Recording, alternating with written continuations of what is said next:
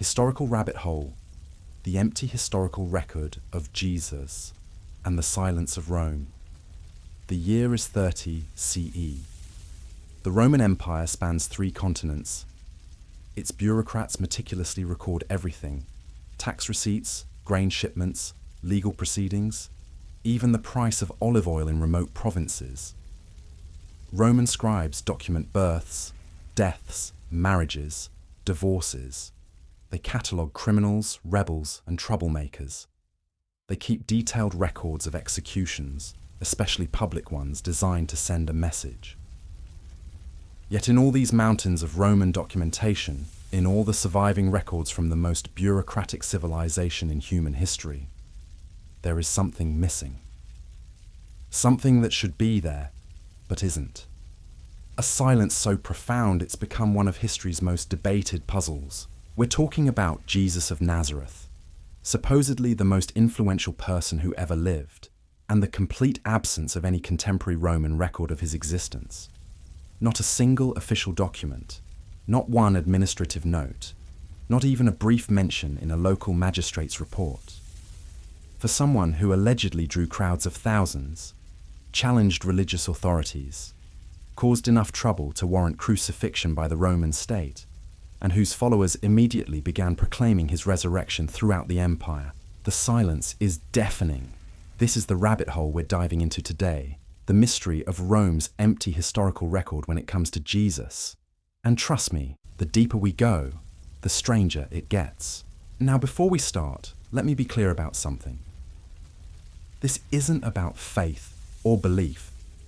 This isn't about whether Jesus was divine or whether Christianity is true. This is purely about historical evidence and the puzzling gaps in our ancient sources. We're going to follow the evidence wherever it leads, even if it makes some people uncomfortable. Because here's what's fascinating. Virtually every scholar of antiquity, Christian and non-Christian alike, agrees that Jesus probably existed as a historical person.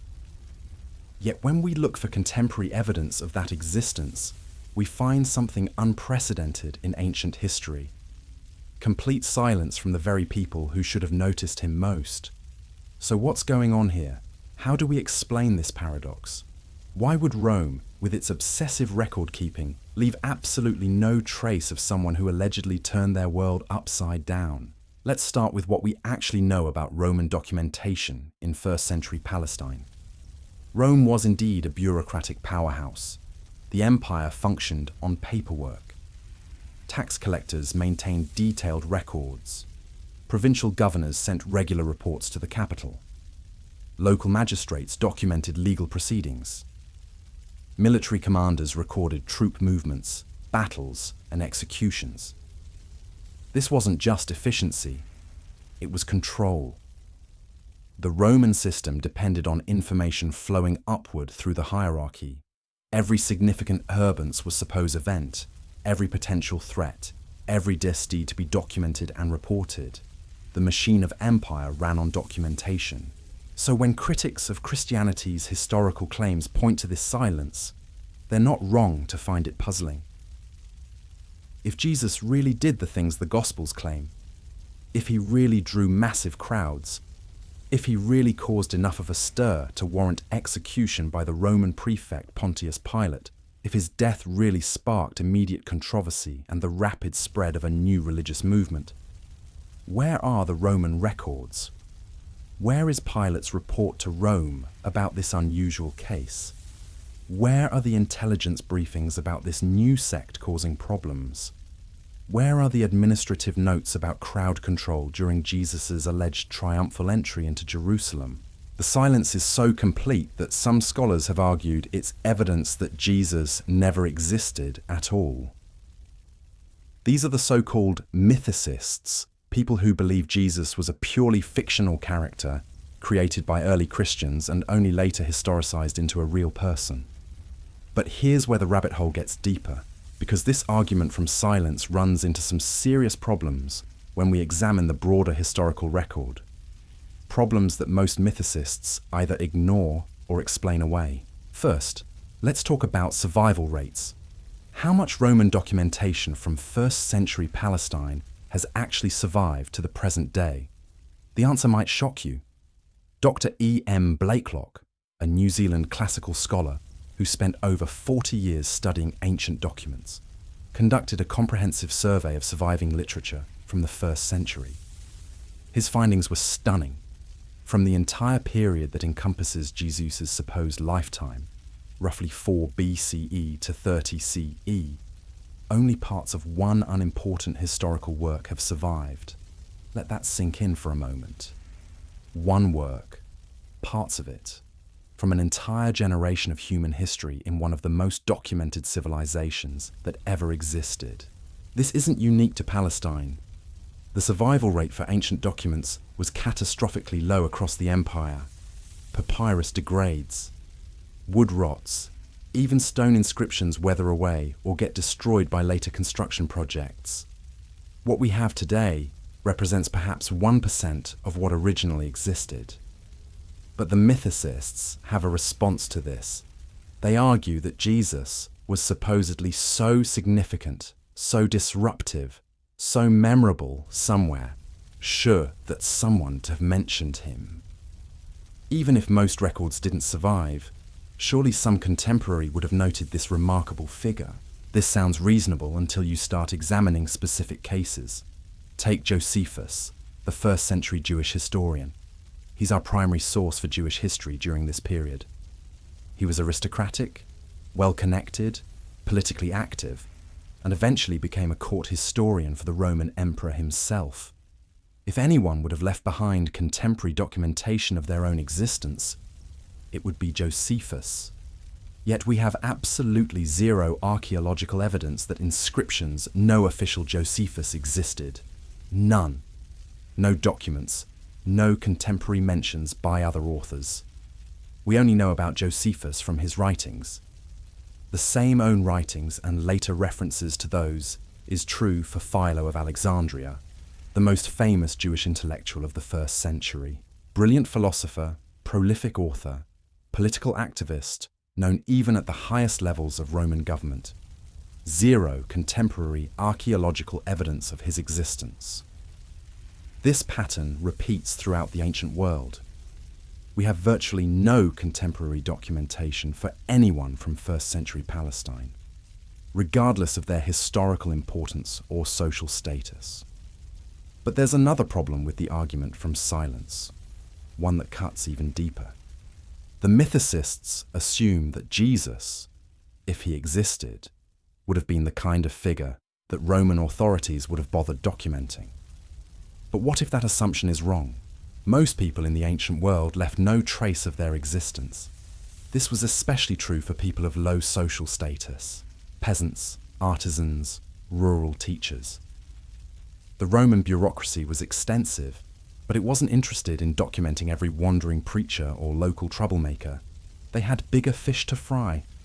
Professor Justin Meggitt argues that given the socio-economic status Jesus would have occupied, a rural artisan from a backwater province, it would actually be unreasonable to expect contemporary Roman sources to mention him. The Roman elite simply didn't care about people like that unless they posed a genuine threat to imperial order.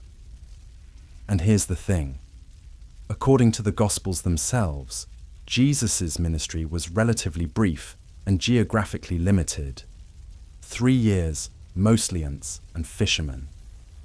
Even in rural Galilee, among peas, his trial and execution in Jerusalem was apparently handled as routine business by Pontius Pilate. From a Roman perspective, this would have been completely unremarkable. Provincial governors crucified troublemakers all the time. It was standard procedure for maintaining order. Why would Pilate waste valuable papyrus reporting every minor execution to Rome? But the mythicists have another card to play. They point out that Jesus' followers immediately began proclaiming his resurrection and spreading their message throughout the Roman world. Surely this would have caught Roman attention. Surely there would be some record of the early Christian movement.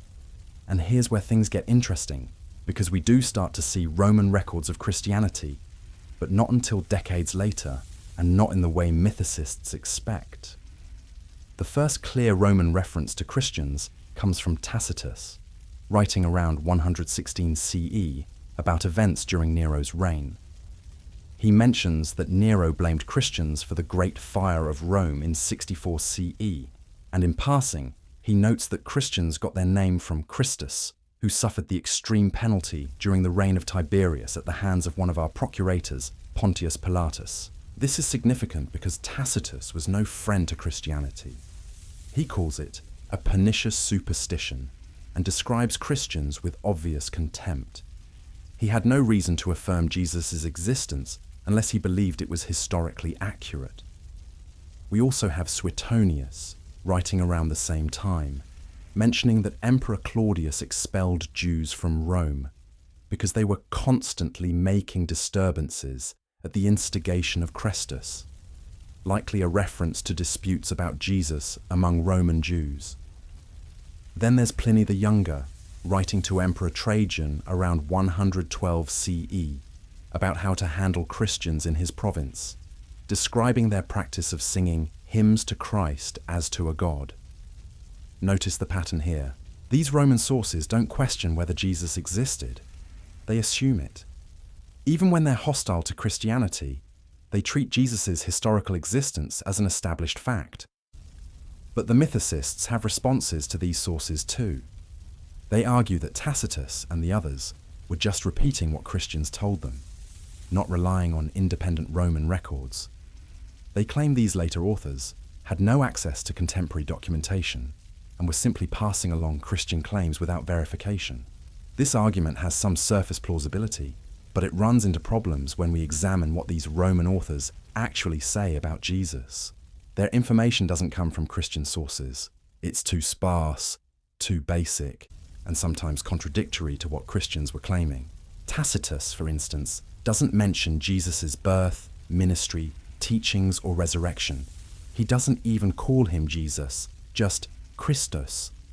His information appears to come from Roman administrative sources, not Christian evangelism. More importantly, these Roman authors were writing at a time when living memory of the first century was still available. Tacitus had access to imperial archives, senatorial records, and oral traditions from people who had lived through the events he describes. If Jesus had been a complete fiction, if there had never been any Roman involvement in his execution, Tacitus would likely have known. But let's dig deeper into this question of sources, because it reveals something crucial about how historical knowledge worked in the ancient world. When modern mythicists demand contemporary documentation for Jesus, they're applying a standard that simply didn't exist in antiquity. The idea that historical events needed to be immediately documented by neutral observers is a relatively modern concept. Ancient historians worked differently. They relied on a combination of official records, oral traditions, earlier written sources, and personal testimony. They weren't trying to create an objective record in our modern sense. They were crafting narratives that served political, moral, or literary purposes. This doesn't mean ancient historians were unreliable, but it does mean we need to understand their methods and limitations. They were often writing decades after the events they described, synthesizing multiple sources, and making editorial decisions about what to include or exclude. Given this context, the absence of immediate Roman documentation for Jesus becomes less surprising and more typical of how historical knowledge was preserved and transmitted in the ancient world. But there's still the question of early Christian sources themselves. If Roman records are sparse, what about the people who actually claim to know Jesus? What did they say about his existence, and how early did they say it? This brings us to one of the most important pieces of evidence in the entire historical puzzle, the letters of the Apostle Paul. Paul's letters are absolutely crucial to this investigation, and for reasons that most people don't fully grasp. These aren't the Gospels. They weren't written to tell Jesus' story or convince anyone of his divine nature. They're casual correspondence, business letters, theological arguments addressed to communities Paul had already established. And here's what makes them so historically valuable. Paul assumes his readers already know all the basic facts about Jesus. He's not trying to prove Jesus existed or explain who he was.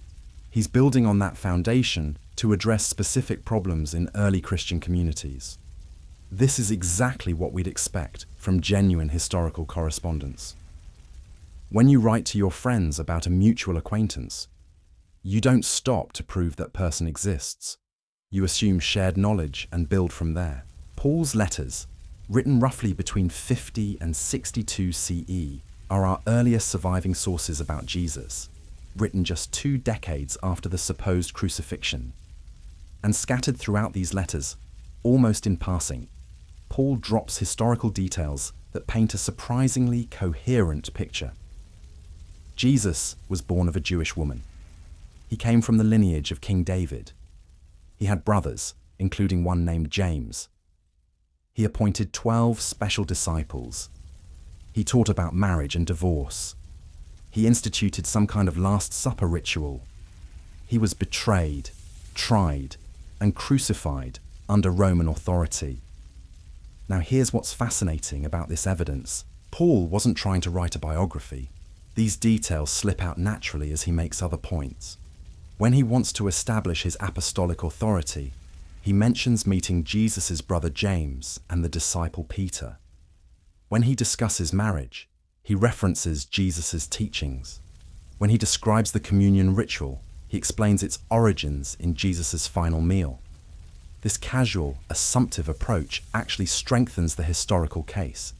It's much harder to fake incidental details scattered across multiple documents than to fabricate a single coherent narrative. But the mythicists have developed sophisticated responses to Paul's letters. Some argue that Paul's Jesus was originally a purely spiritual figure, a dying and rising God similar to mystery religions of the ancient world, and that only later did Christians place this mythical figure in a historical setting. Richard Carrier, probably the most academically serious mythicist scholar, has proposed that Paul believed in a Jesus who was crucified by demons in a lower celestial realm, not by Romans on earth. Only later, Carrier argues, did Christians historicize this mythical figure by setting his story in 1st century Palestine. This theory is ingenious but faces several problems. First, Paul clearly distinguishes between Jesus and angelic or demonic beings. He places Jesus' death firmly in the recent past, not in some mythical time. He mentions specific historical figures like Pontius Pilate and situates Jesus' death during a particular period. More importantly, Paul claims to have met people who knew Jesus personally. He mentions staying with Peter for 15 days and meeting James, the Lord's brother. If Jesus had been purely mythical, these meetings become impossible to explain. Carrier's response is that brother of the Lord might refer to a spiritual relationship, not biological kinship. But this interpretation requires reading Paul's letters in ways that would have been completely foreign to his original audiences.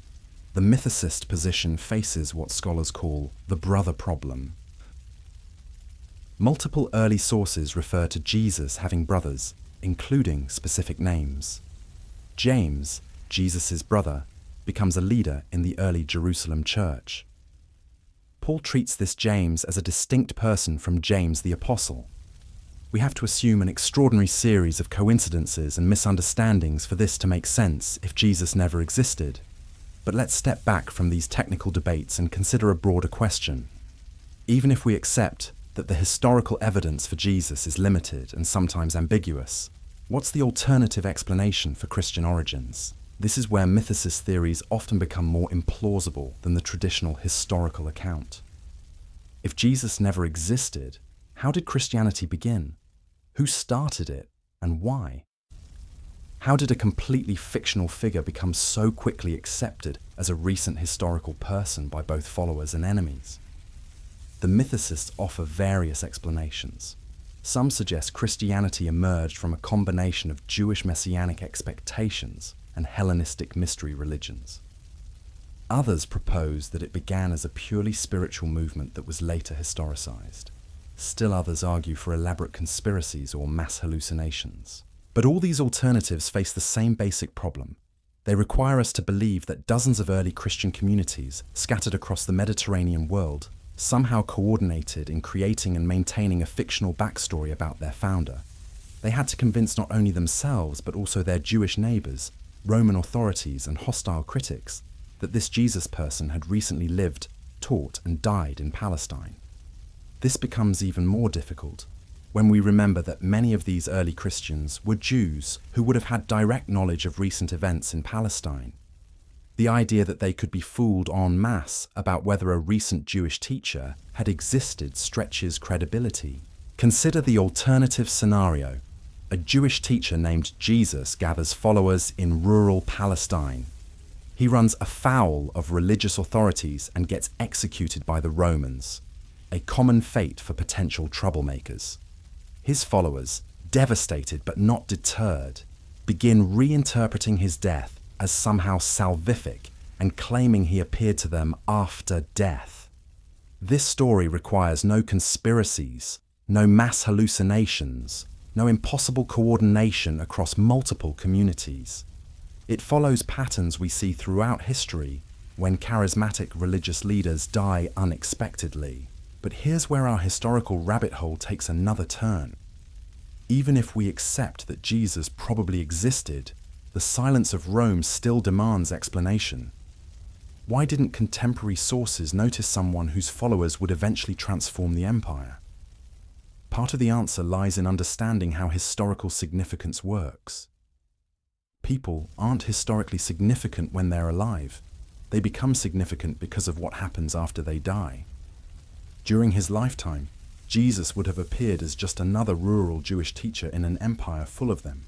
The Roman Empire was vast, diverse, and filled with local religious movements.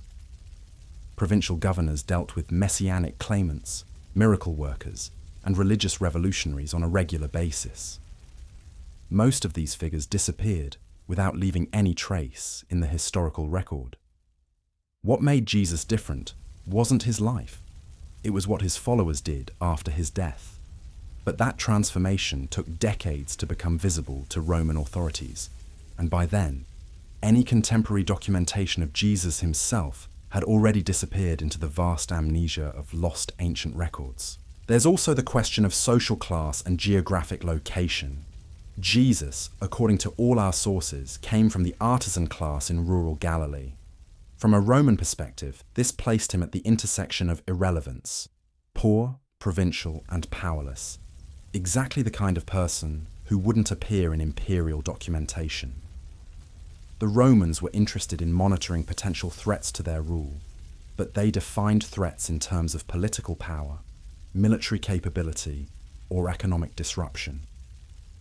A peasant teacher gathering fishermen and tax collectors wouldn't have registered as significant until his movement began affecting Roman interests. By the time Christianity became large enough and disruptive enough to attract sustained Roman attention, probably during the reign of Nero in the 60s CE, any contemporary records of Jesus himself would have been irrelevant to Roman administrators. They were dealing with a present-day problem, not investigating ancient history. But there's another layer to this puzzle that often gets overlooked. The absence of Roman records might tell us something important about the nature of Jesus' ministry and death. If Jesus had been the kind of revolutionary threat that some gospel passages suggest, if he had really posed a serious challenge to Roman authority, we would expect to see evidence of Roman concern. The fact that we don't might indicate that Jesus' actual impact during his lifetime was much smaller and more local than later Christian sources claimed. This creates an interesting paradox. The very silence that mythicists use to argue against Jesus' existence might actually support a more modest historical reconstruction. A Jesus who was significant to his immediate followers but largely invisible to Roman authorities fits the evidence better than either a purely mythical figure or a major political revolutionary. The Gospel accounts, written decades later by communities that had grown and spread throughout the empire, naturally magnified Jesus' historical impact. They told his story from the perspective of people who knew how significant Christianity would become. not from the perspective of those who lived through the original events. This kind of retrospective magnification is common in historical sources. The biographers of famous figures routinely exaggerate their subjects' early importance, reading later significance back into earlier events, so we're left with a historical puzzle that resists easy solutions. The silence of Rome is real and significant, but it's not necessarily evidence against Jesus' existence. It might instead be evidence for a different kind of Jesus than the one portrayed in later Christian sources, a figure who was historically real, but whose contemporary impact was much smaller than his eventual significance. This brings us to one of the most important questions in this entire investigation. What kind of evidence should we expect to find for a historical Jesus, and what kind should we not expect? If Jesus existed as a rural Jewish teacher who gathered a small following and was executed as a minor troublemaker, we should expect exactly what we find: minimal contemporary documentation, later references by hostile sources who assume his existence, and early follower accounts that develop and expand over time. If Jesus had been a major political revolutionary, we should expect Roman intelligence reports, detailed execution records, and extensive contemporary discussion. We don't find this. If Jesus had been purely mythical, we should expect early debates about his existence, contradictory origin stories, and evidence of the mythological development process. We don't find this either. The pattern of evidence we actually have points toward a historical figure whose contemporary significance was much smaller than his eventual impact, exactly what we might expect for the founder of what began as a small Jewish sect in a remote province of the Roman Empire. But this raises another fascinating question that takes us deeper into the rabbit hole. If the evidence points toward a historically real but contemporarily insignificant Jesus, how do we explain the rapid spread of Christianity after his death? How does a movement founded by a minor provincial figure manage to penetrate the highest levels of Roman society within just a few decades? This is where the silence of Rome becomes even more puzzling. Because while we have no contemporary Roman records of Jesus himself, we do have evidence of early Christian communities appearing throughout the empire with surprising speed. Paul's letters, written in the 50s and 60s CE, reference established Christian communities in major cities like Rome, Corinth, Ephesus, and Philippi. These weren't isolated groups of religious fanatics meeting in secret. They were organized communities with leadership structures, regular meetings, and enough visibility to attract both converts and persecution. Paul mentions being imprisoned multiple times, beaten, and run out of various cities. You don't get that kind of official attention unless you're making waves. So here's the paradox. Roman authorities apparently took no notice of Jesus during his lifetime, but they were actively persecuting his followers just 2 decades later. The movement that began in obscurity was significant enough by the 60s CE to serve as Nero's scapegoat for the Great Fire of Rome. This rapid transformation suggests something remarkable happened to catalyze the spread of Christianity. The traditional explanation, of course, is the resurrection, or at least the disciples' sincere belief that Jesus had risen from the dead. But even setting aside supernatural explanations, we need to account for the historical momentum. What could turn a handful of demoralized followers of an executed teacher into a movement capable of attracting thousands of converts across the Mediterranean world? This isn't just a question for believers. It's a genuine historical puzzle that any theory of Christian origins must address. The mythicists have various explanations. Some argue that Christianity emerged from pre-existing religious ideas and only later attached itself to a fictional historical figure. Others suggest that the movement was founded by charismatic early leaders like Paul, who created the Jesus story as a kind of theological framework. But these theories struggle to explain the specific characteristics of early Christianity. Why would a new religious movement choose to center itself around a recently executed criminal? Why invent a founder who died in the most shameful way possible, according to both Jewish and Roman standards? Crucifixion wasn't just execution, it was deliberate humiliation designed to deter others from similar crimes. The idea of a crucified Messiah was literally scandalous to Jews and foolish to Greeks, as Paul himself acknowledges. It's exactly the kind of inconvenient truth that suggests historical authenticity rather than mythological invention. If early Christians were going to invent a founder, why not make him a successful military leader, a brilliant philosopher, or a powerful miracle worker who died peacefully in old age? Why choose the most problematic possible backstory for their central figure? This brings us to what historians call the criterion of embarrassment, the principle that details which would have been embarrassing or problematic for later communities are more likely to be historically authentic. People don't usually invent inconvenient facts about their heroes. The crucifixion itself is the most obvious example, but there are others scattered throughout the Gospel accounts. Jesus' baptism by John the Baptist, which implies subordination. His apparent limitation of his mission to Jews, his moments of doubt and despair, his rejection by his own family and hometown. These aren't the kinds of details you'd expect to find in a purely mythological account. But let's return to the Roman silence, because there's another aspect of this puzzle that deserves attention. We've been focusing on the absence of contemporary records, but what about the nature of the later references we do have? When Roman authors like Tacitus finally mention Jesus, they do so in passing, as established fact, without any sense that his existence was controversial or disputed. This is significant because these writers were often hostile to Christianity and had every reason to undermine Christian claims if they could. Tacitus, writing around 116 CE, treats Jesus' execution by Pontius Pilate as common knowledge. He doesn't present it as Christian propaganda or disputed history, just as a basic fact needed to explain the origin of the Christian name. This casual assumption of Jesus' existence by a hostile source carries considerable historical weight. The same pattern appears in other non-Christian references. Josephus, writing in the 90s CE, mentions Jesus twice in his histories of the Jewish people. While scholars debate whether parts of these references have been altered by later Christian scribes, most agree that the basic mentions are authentic.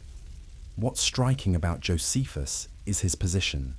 He was a Jewish historian writing for Roman audiences, with detailed knowledge of first-century Palestinian events. He had every incentive to be accurate about recent Jewish history, and no particular reason to promote Christian claims.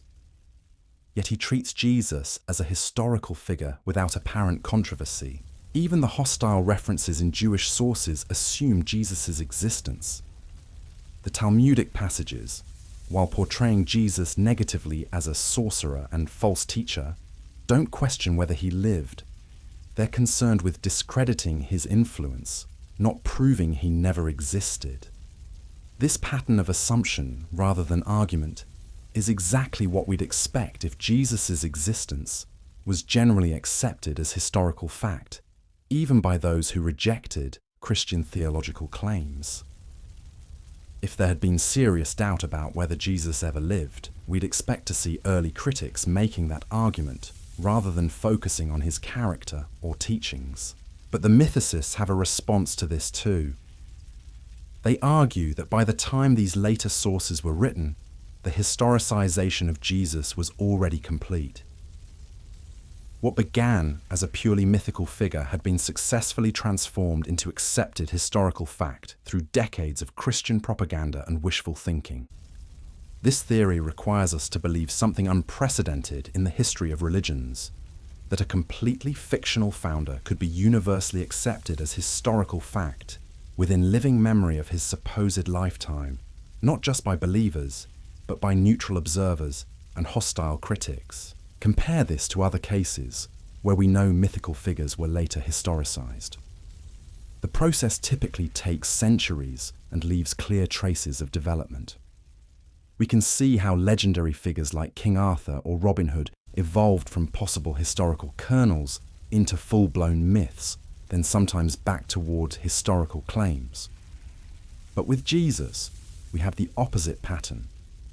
Our earliest sources treat him as a recent historical figure, and this historical treatment remains consistent across all later sources, even hostile ones. There's no evidence of a developmental process from myth to history. The mythicist position essentially requires us to believe that this historicization happened instantly and completely, leaving no trace of the mythological origins. This isn't impossible, but it's far less probable than the straightforward explanation that Jesus was indeed a historical figure whose significance grew after his death. Let's dig deeper into the question of how religions actually begin and spread. The mythicist theories often rely on comparisons with mystery religions and dying and rising god myths from the ancient world. They argue that Christianity simply adapted these pre-existing patterns to create its own mythological framework. There's some truth to this. Early Christians certainly used language and concepts that would have been familiar to their Greco-Roman audiences. The idea of a divine figure who dies and returns to life wasn't unique to Christianity, but the specific characteristics of the Christian story resist easy categorization into existing mythological patterns. The mystery religions typically involved cosmic deities whose deaths and resurrections occurred in mythical time and space. Jesus' death was placed in recent history, in a specific location, under a named Roman governor. Moreover, the mystery religions were generally exclusive, esoteric traditions that revealed their secrets only to initiated members. Christianity, by contrast, was aggressively public and evangelistic from the beginning. It made historical claims that could be verified or debunked by anyone with knowledge of recent Palestinian events.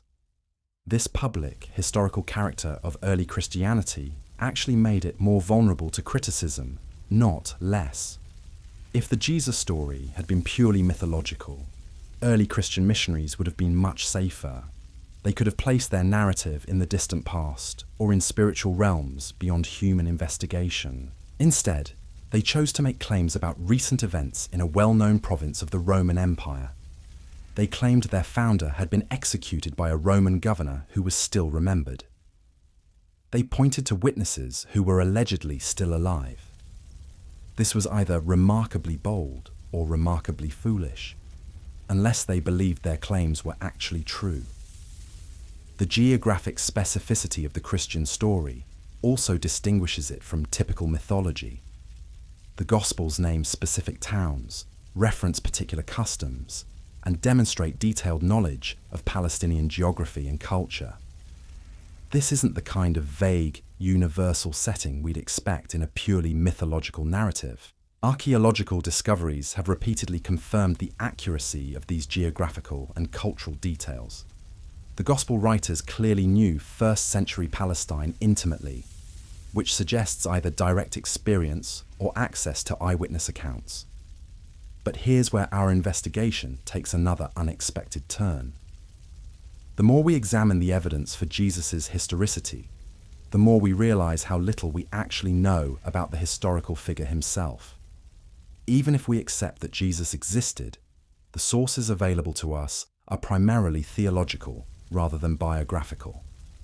The Gospel writers weren't trying to create objective historical accounts.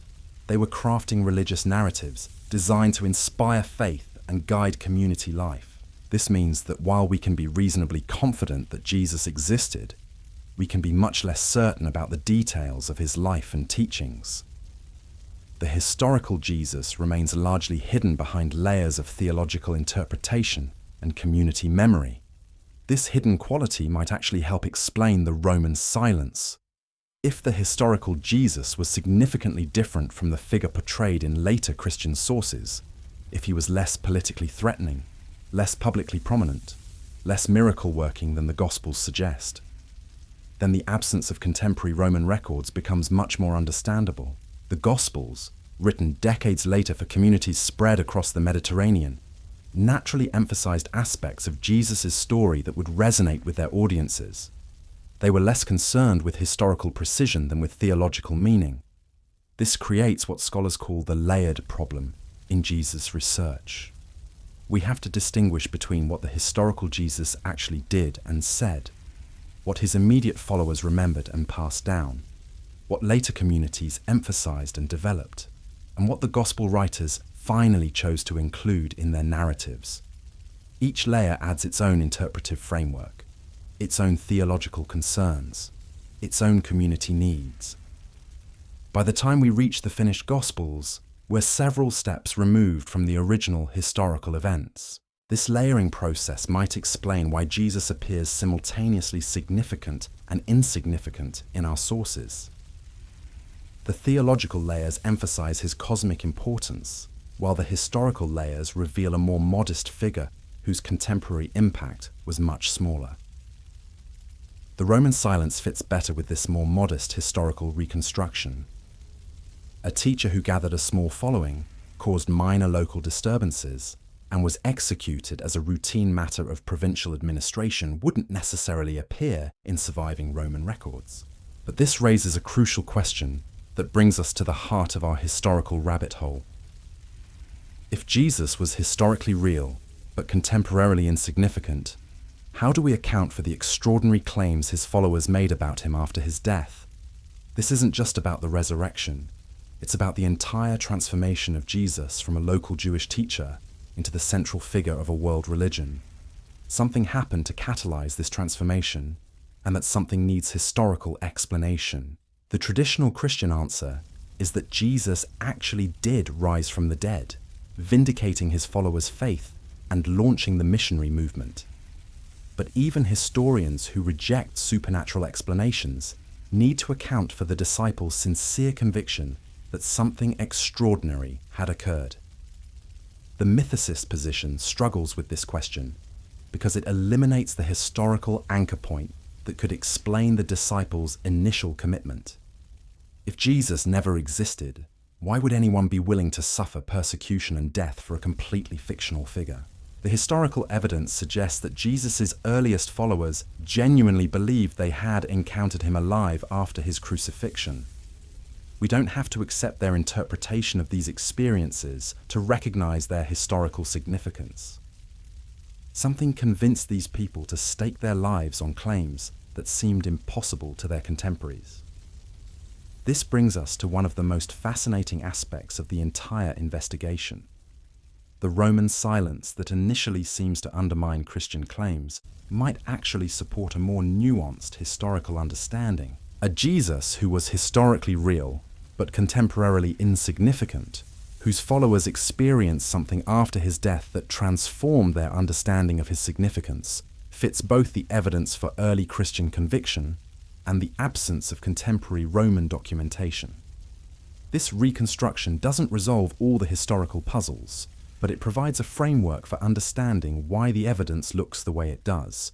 It explains why early Christians were so confident in their historical claims, why hostile sources assume Jesus' existence, and why contemporary Roman records are silent. The rabbit hole of Jesus' historical record turns out to be deeper and more complex than either traditional believers or skeptical mythicists often acknowledge. The evidence doesn't support either complete certainty or complete doubt about the historical Jesus. Instead, it points toward a figure who existed historically, but whose contemporary significance was much smaller than his eventual impact, a pattern we see repeatedly in history, when minor figures become major through the actions of their followers. The silence of Rome, rather than disproving Jesus' existence, might actually help us understand the kind of historical figure he was. Significant enough to his immediate followers to inspire a world-changing movement, but not significant enough to his contemporaries to warrant documentation by the imperial bureaucracy. This leaves us with questions rather than answers, but they're better questions than the ones we started with. Instead of asking whether Jesus existed, we might ask what kind of historical figure could inspire such devotion while remaining invisible to contemporary observers. Instead of demanding contemporary Roman records, we might ask what the absence of such records tells us about the nature of Jesus' historical impact and the limitations of our source material. The historical rabbit hole continues to deepen, but the journey reveals as much about the nature of historical knowledge itself as it does about any particular figure from the ancient past. And that brings us to one of the most uncomfortable truths about ancient history. The further back we go, the more we realize how much we simply don't know. The Roman Empire, for all its bureaucratic efficiency, was not the modern surveillance state that mythicists sometimes imagine. It was a patchwork of local administrations, competing jurisdictions, and information bottlenecks that regularly failed to capture even major events.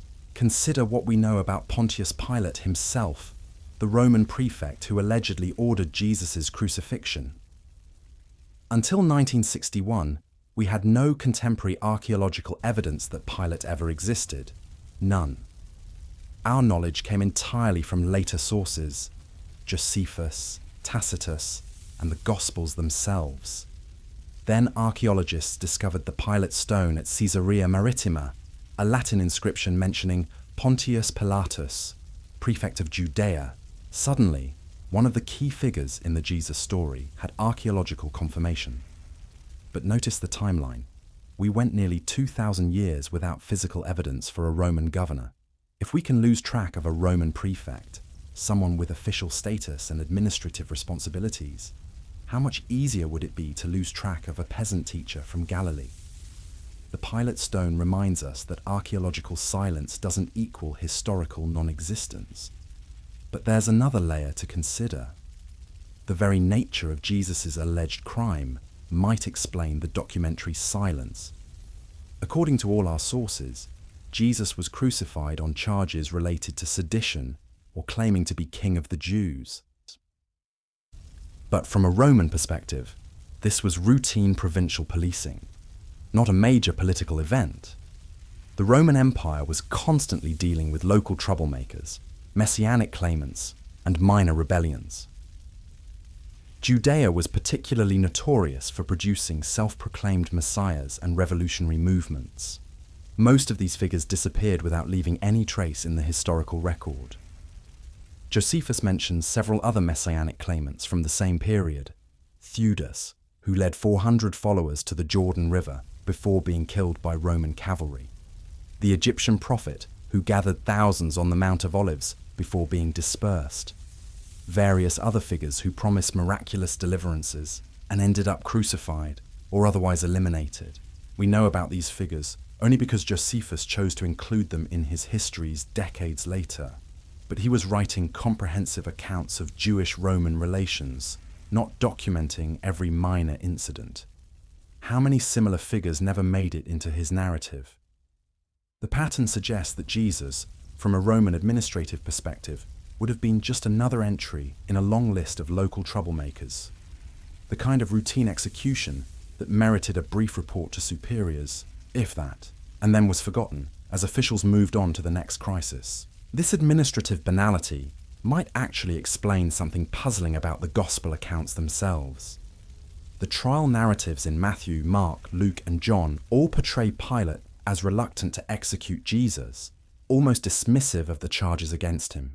Traditional Christian interpretation sees this as evidence of Jesus' innocence, but historians have noted something else. It fits the pattern of Roman officials dealing with what they considered minor local disputes. Pilate's alleged comment, "What is truth?" isn't philosophical profundity, it's bureaucratic exasperation. A Roman governor dealing with religious controversies he doesn't understand, in a province he probably wishes he'd never been assigned to, processing another case that seems more about local politics than genuine threats to imperial security. The gospel writers, crafting their narratives decades later, naturally emphasize the cosmic significance of these events. But the underlying historical pattern, a Roman official treating Jesus' case as routine provincial business, might reflect authentic memory of how the execution actually unfolded. This brings us to a crucial question that often gets overlooked in debates about Jesus' historicity. Even if we accept that he existed, what can we actually know about his historical impact during his lifetime? How do we separate later, theological interpretation from contemporary historical reality. The earliest Christian sources, particularly Paul's letters, reveal something interesting. Paul rarely quotes Jesus' teachings directly. He doesn't reference the parables, the Sermon on the Mount, or most of the sayings that later became central to Christian theology. When Paul does cite Jesus' words, it's usually about practical matters like marriage or the Last Supper ritual. This suggests that Jesus' reputation among his earliest followers was based more on his death and alleged resurrection than on his teachings during his lifetime. The theological elaboration came later, as Christian communities developed and spread throughout the Roman world. If this reconstruction is correct, it would help explain the Roman silence. A teacher whose primary historical impact came after his death, through the activities of his followers, wouldn't necessarily attract contemporary documentation. The significant developments, the spread of Christianity, the conflicts with Jewish authorities, the emergence of a new religious movement, all happened after Jesus was gone. But this raises another puzzle. If Jesus' contemporary impact was minimal, why did his followers react so strongly to his death? Why didn't the movement simply collapse when their leader was executed, as happened with most messianic movements of the period? Here we encounter one of the genuine historical mysteries surrounding Christian origins. Something happened after Jesus' crucifixion that convinced his demoralized followers not only to continue their movement, but to transform it into something unprecedented in Jewish history, a messianic movement that survived and thrived after its Messiah's death. The traditional Christian explanation is the resurrection, but historians have proposed various naturalistic alternatives. Perhaps the disciples experienced hallucinations or visions that they interpreted as encounters with the risen Jesus. Perhaps they gradually reinterpreted Jesus' death as a cosmic victory rather than a devastating defeat. Perhaps charismatic leaders like Paul provided new theological frameworks that made sense of the tragedy. All these explanations face the same challenge. They need to account for the specific characteristics of early Christianity and the rapid spread of the movement throughout the Roman world. Whatever happened, it was powerful enough to motivate people to risk persecution and death for claims that seemed impossible to their contemporaries. The mythicist position struggles with this historical puzzle because it eliminates the emotional and psychological anchor point that could explain the disciples' initial commitment. It's one thing to suffer for a teacher you personally knew and loved. It's quite another to suffer for a completely fictional character invented by your community. But even accepting Jesus' historical existence doesn't resolve the deeper questions about what actually happened in first-century Palestine. The sources available to us are filtered through layers of theological interpretation, community memory, and editorial selection. The historical Jesus remains largely hidden behind these interpretive frameworks. This hiddenness might be the key to understanding the entire puzzle. A historical Jesus who was significantly different from the theological Jesus portrayed in later Christian sources could explain both the Roman silence and the subsequent Christian conviction. Perhaps Jesus was a Jewish teacher whose original message was quite different from what later Christians made of it. Perhaps his followers' experiences after his death led them to radically reinterpret his significance. Perhaps the cosmic Christ of Christian theology emerged gradually from the historical Jesus of first-century Palestine through a complex process of theological development. This kind of transformation isn't unique in religious history. Many religious movements begin with charismatic teachers, whose followers later elaborate their significance in ways that would have surprised the original founders. The process typically involves selective memory, theological creativity, and community needs that develop over time. What makes the Christian case unusual is the speed of the transformation and the specific claim that Jesus physically rose from the dead. Most religious developments of this kind happen gradually over generations. Christianity seems to have emerged fully formed within a few decades of its founder's death. This rapid crystallization might explain why we don't see evidence of developmental processes in our early sources. By the time we get to Paul's letters in the 50s CE, the basic theological framework is already in place. Jesus is already understood as Messiah, Lord, and cosmic Savior. The question is whether this theological development reflects authentic historical memories of Jesus' own claims and actions, or whether it represents creative reinterpretation by his followers after his death. The Roman silence doesn't help us answer this question, but it does provide context for understanding the kind of figure Jesus might have been historically. A teacher whose contemporary impact was modest enough to escape Roman documentation, but whose followers experienced something after his death that transformed their understanding of his significance.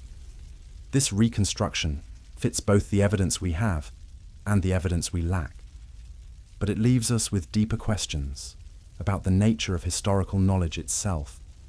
How much can we really know about figures from the ancient world, especially those who didn't hold official positions or leave behind extensive documentation? The Jesus question forces us to confront the limitations of historical method when applied to ancient sources. We're dealing with partial evidence, biased sources, and enormous gaps in the historical record. Our conclusions must remain tentative and open to revision as new evidence emerges. Yet this uncertainty doesn't mean all historical reconstructions are equally valid.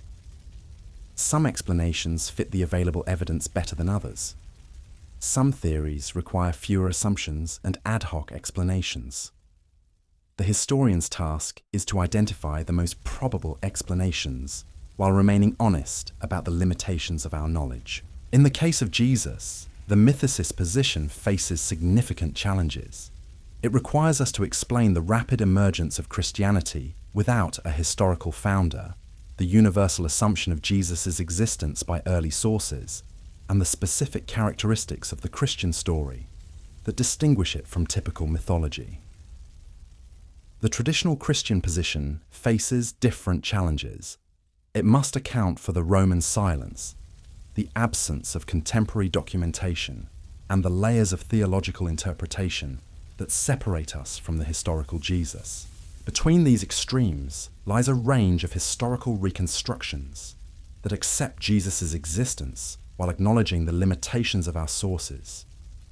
These approaches focus on what can be known with reasonable confidence while remaining agnostic about claims that cannot be historically verified. The Roman silence, rather than resolving these debates, reminds us of how much we don't know about the ancient world. It highlights the gaps in our historical record and the challenges facing anyone who tries to reconstruct the past from fragmentary evidence. But perhaps that's the most important lesson from our journey down this historical rabbit hole. The past is not a museum where everything is preserved and catalogued for our inspection. It's more like an archaeological site where most of the evidence has been lost to time, and we must work with whatever fragments happen to have survived. In that context, the absence of contemporary Roman records for Jesus becomes less mysterious and more typical of what we should expect for figures from his social class and geographic location. The silence tells us something about the limitations of ancient documentation, but it doesn't necessarily tell us anything definitive about Jesus' historical existence. What it does tell us is that history is messier, more uncertain, and more complex than either believers or skeptics sometimes want to acknowledge. The evidence for Jesus' existence is neither as strong as traditional Christians claim, nor as weak as mythicists argue. It's somewhere in between, requiring careful analysis and honest acknowledgement of uncertainty. The rabbit hole continues to deepen, but perhaps that's exactly where it should lead us, not to false certainty, but to better questions, not to simple answers, but to a more nuanced understanding of how historical knowledge actually works when we're dealing with figures from the distant past. And in the end, maybe that's the most historically honest position we can take. The silence of Rome is real, but it's not the end of the story. It's just one piece of a much larger and more complex puzzle that continues to challenge historians, theologians, and anyone curious enough to follow the evidence wherever it leads. The investigation continues, the questions multiply, and the ancient world keeps its secrets while offering just enough clues to keep us searching. In the next part of our journey, we'll explore what happens when we start comparing Jesus to other figures from the ancient world who definitely existed, and ask whether the pattern of evidence really is as unusual as it first appears. The comparison game is where things get really interesting. Because when mythicists point to the Roman silence around Jesus as evidence against his existence, they're making an implicit claim that this absence of documentation is somehow unusual or unprecedented for figures from the ancient world. But is it really? Let's put this to the test by examining other figures from 1st century Palestine whose existence nobody questions, and see what kind of contemporary documentation they left behind. Take John the Baptist, for instance. According to the Gospels, John was arguably more famous than Jesus during their lifetimes. He drew massive crowds from all over Judea. He baptized people in the Jordan River in what amounted to a major religious revival. He was politically connected enough to criticize Herod Antipas publicly, which eventually got him executed. John was exactly the kind of figure who should have attracted Roman attention. He was operating in territory that was technically under Roman oversight. His movement was large, public, and potentially destabilizing. His criticism of local rulers created political tensions that Rome would have been monitoring. So what contemporary Roman documentation do we have for John the Baptist? Absolutely none. Not a single administrative report, not one intelligence briefing, not even a casual mention in surviving correspondence. The only non-Christian reference we have comes from Josephus, writing decades after John's death. If we applied mythicist logic consistently, we'd have to conclude that John the Baptist never existed either. But nobody makes that argument because it's obviously absurd. John's existence is taken for granted even by scholars who are highly skeptical of gospel narratives. Or consider Hillel the Elder, one of the most important rabbis in Jewish history. He lived in Jerusalem during the late 1st century BCE and early 1st century CE, exactly the period when Roman documentation should be most complete. Hillel founded one of the major schools of Jewish legal interpretation. His teachings influenced Jewish thought for centuries, yet we have zero contemporary documentation for Hillel from Roman sources. Everything we know about him comes from later Jewish texts, compiled generations after his death. If absence of contemporary Roman records is evidence against existence, then Hillel is in the same boat as Jesus. The pattern repeats throughout the period. Shammai, Hillel's contemporary and rival, who founded the other major school of Jewish interpretation. No Roman records. Gamaliel the Elder, the famous rabbi mentioned in the New Testament. No Roman records. Rabbi Akiva, one of the most influential Jewish teachers of the 2nd century. No Roman records. These weren't obscure figures. They were leading intellectuals and religious authorities whose influence shaped Judaism for centuries. Yet from a Roman documentation perspective, they might as well have never existed. But let's go beyond Palestine and look at the broader Roman world. How about figures who definitely existed and definitely had interactions with Roman authorities? Consider Apollonius of Tyana, a 1st century philosopher and miracle worker who traveled throughout the Roman Empire. He allegedly performed healings, cast out demons, and even raised people from the dead. He attracted followers, founded communities, and eventually came to the attention of Roman emperors. We know about Apollonius primarily through a biography written by Philostratus in the 3rd century, more than a century after Apollonius died. Despite his alleged fame and his interactions with imperial authorities, we have virtually no contemporary documentation of his existence from Roman sources. If Apollonius had been a Christian figure rather than a pagan philosopher, mythicists would probably argue he never existed either. But nobody questions his historicity because we have enough later sources to establish his basic existence, even if the miraculous claims about him are dubious. The same pattern holds for other religious figures from the period. Musonius Rufus, the Stoic philosopher who was exiled by Nero and later recalled by Galba. We know about him primarily from later sources. Demonax of Cyprus, the popular Cynic philosopher who taught in Athens, known mainly through Lucian's biography written long after his death. Even figures who had direct contact with Roman authorities often left no contemporary documentary trail. The historical record for the ancient world is simply too incomplete to support arguments from silence. But here's where the comparison becomes even more telling. Let's look at figures whose existence we can verify archaeologically and see what their contemporary documentation looks like. Pontius Pilate is the perfect example. As the Roman prefect of Judea from 26 to 36 CE, he was an official Roman administrator with documented responsibilities. He would have been required to file reports with his superiors, maintain financial records, and conduct official correspondence. Yet until the discovery of the Pilate stone in 1961, we had no contemporary archaeological evidence that Pilate ever existed. Our knowledge came entirely from later sources: Josephus, Tacitus, Philo, and yes, the Gospels themselves. Think about that for a moment. We went nearly 2,000 years without physical evidence for a Roman governor. If contemporary documentation were the standard for historical existence, Pilate himself would have been mythical until the 1960s. And Pilate was just one governor among many. How many other Roman officials from the period have left behind contemporary documentation? The answer is surprisingly few. The survival rate for administrative records from provincial governments was catastrophically low. But let's dig deeper into the nature of Roman record-keeping itself. Because mythicists often misunderstand how the system actually worked. Yes, Rome was bureaucratic by ancient standards. But it wasn't a modern surveillance state with comprehensive documentation of every citizen's activities. Roman administrative records served specific purposes: taxation, military recruitment, legal proceedings, and maintaining political control.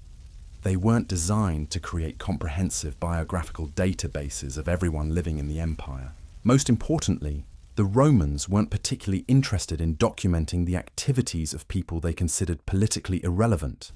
A peasant teacher gathering fishermen in rural Galilee wouldn't register on their radar unless he posed a genuine threat to imperial order. And here's the crucial point. According to all our sources, Jesus didn't pose that kind of threat during his lifetime.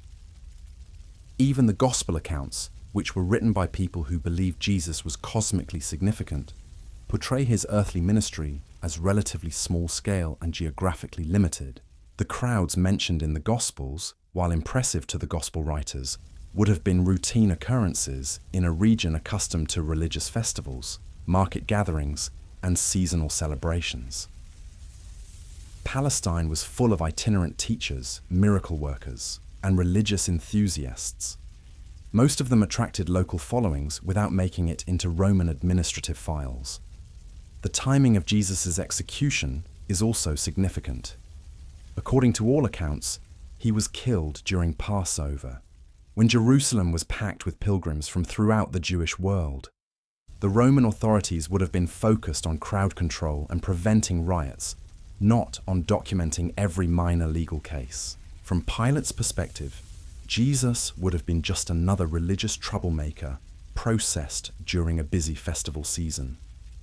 The kind of routine execution that merited a brief notation in official records, if that, before being filed away and forgotten. But there's another aspect of this comparison that deserves attention. When we look at figures from the ancient world whose existence is well documented, we notice something interesting about the nature of their historical footprints. Take Julius Caesar, whose life and career are extensively documented. We have his own writings, contemporary accounts by other authors, official inscriptions, coins bearing his image, and archaeological evidence from sites associated with his campaigns. But Caesar, was the most powerful man in the world during his lifetime. He held the highest political offices, commanded armies, conquered territories, and shaped the course of history through his actions. Of course, he left behind extensive documentation. He was making history at the highest levels of society. The same pattern holds for other well-documented figures from antiquity. Augustus, Cicero, Pliny the Elder, Marcus Aurelius, these were people who operated at the pinnacles of Roman society, in positions that naturally generated documentation. When we move down the social hierarchy, the documentation becomes much sparser. Even wealthy merchants, successful artisans, and local religious leaders often left behind minimal traces in the historical record. And when we reach the level of rural teachers, traveling philosophers, and religious enthusiasts, people like Jesus, the expectation of contemporary documentation becomes unrealistic. These weren't the kinds of figures that Roman administrators bothered to track unless they caused major disturbances. This social dimension of ancient documentation helps explain another puzzle that often gets overlooked in mythicist arguments. If Jesus never existed, why did early Christian missionaries choose to place their fictional founder in such a historically vulnerable position? Think about it from a practical standpoint. If you're inventing a religious movement and you want it to be believable, you place your founder in the distant past or in mythical realms where historical verification is impossible. You don't claim he was recently executed by a known Roman governor in a well-documented province of the empire. The early Christians took enormous risks by making historically specific claims about Jesus. They said he was born during the reign of Augustus, grew up in Nazareth, was baptized by John the Baptist, taught in specific locations throughout Galilee and Judea, and was executed by Pontius Pilate during the reign of Tiberius. These weren't vague mythological claims. They were historically testable assertions about recent events in a relatively small geographic area. Anyone with knowledge of Palestinian affairs could potentially verify or debunk them. Why would religious entrepreneurs choose such a risky strategy?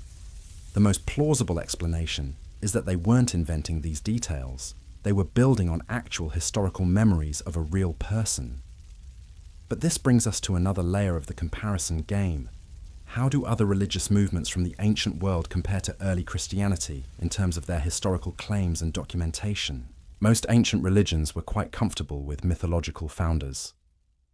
The mystery cults worshipped deities whose activities took place in cosmic time rather than historical time. Greek and Roman traditional religions involved gods whose stories were set in the remote past or in supernatural realms.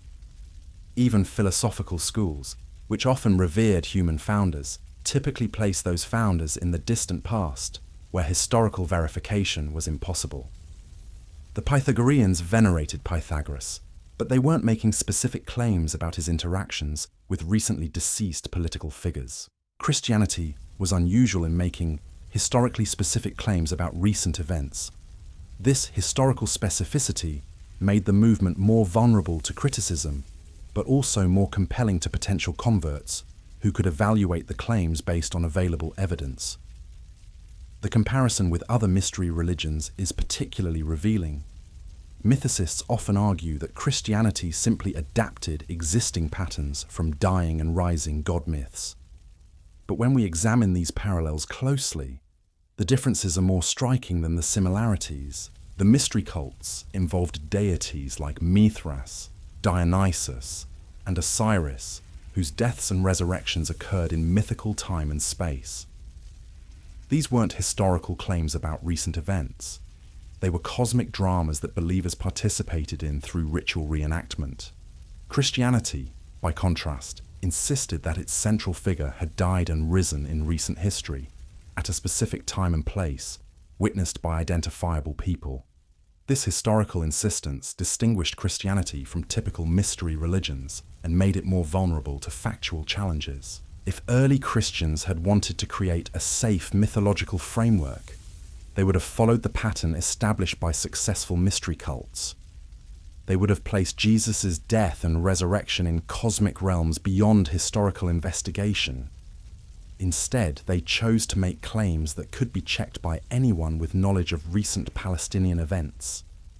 They pointed to specific witnesses, named particular locations, and insisted that their central claims were matters of public knowledge rather than esoteric revelation. So where does this leave us? We've descended deep into this rabbit hole, following every twist and turn, every argument and counter-argument, every piece of evidence, and every conspicuous absence. And what we've found isn't the neat, tidy answer that either side of this debate might want. The silence of Rome is real. It's profound. It's exactly the kind of gap in the historical record that makes you pause and wonder what else we've lost to time. But it's not unique, and it's not necessarily the smoking gun that mythicists claim it to be. What we've discovered is something far more unsettling, that our knowledge of the ancient world is built on fragments, shadows, and educated guesses. That even figures we're certain existed often left behind no contemporary trace. That the past is not a well-lit museum, but a dark cave where we fumble around with flashlights, hoping to make sense of whatever happens to catch the light. The historical Jesus remains hidden behind layers of theology, community memory, and time itself. We can glimpse him in Paul's casual references, in the embarrassing details that survived because they were too inconvenient to invent, in the rapid spread of a movement that shouldn't have survived its founder's death. But the man himself, his actual words, his real impact, his authentic story, remains frustratingly elusive. And maybe that's the most honest place this investigation can end. Not with certainty, but with better questions. Not with answers, but with a deeper appreciation for how little we actually know about anyone from the ancient world, and how much we're still discovering about the complex relationship between history, memory, and truth. The silence continues, but now we're listening with different ears.